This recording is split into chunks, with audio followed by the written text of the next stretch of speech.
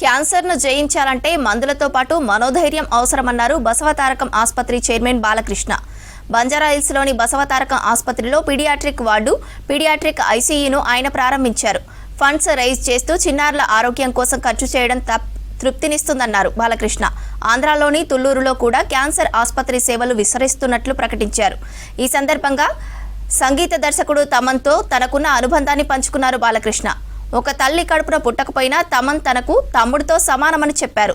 వరుసగా 4 హిట్లు ఇచ్చిన తమన్కు ప్రేమతో కార్ గిఫ్ట్ ఇచ్చినట్లు తెలిపారు. చిన్నారులకు గిఫ్టులు అందజేసి కాసేపు వారితో ముచ్చటించారు బాలకృష్ణ. ఆసుపత్రిలోనే మనం ఈ యొక్క క్యాన్సర్ యొక్క దీన్ని పురస్కరించుకొని ఏదైతే మనం అవేర్నెస్ అటు రోజుకు ఒకటి పెట్టుకుని మనం ఓ థీమ్, క్యాన్సర్లో రకరకాల క్యాన్సర్లు ఉంటాయి. అలాగే ఇవాళ ఈ చిల్డ్రన్స్ ఆన్కాలజీ దాని మీద ఇవాళ ఇక్కడ ప్రోగ్రామ్ జరుగుతుంది ఇప్పుడు మన క్యాన్సర్ హాస్పిటల్లో.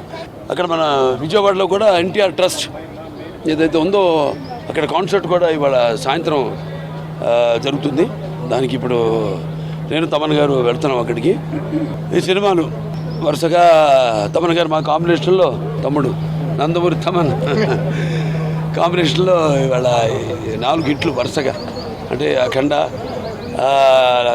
వీరసింహారెడ్డి, నెలకొండ భగవంత్ కేసరి, అలాగే ఇప్పుడు డాకు మహారాజు. హిట్లు, జయాపజయాలు, దైవదీనాలు, వాటికి ఇప్పుడు మేము రెడీ దేనికైనా.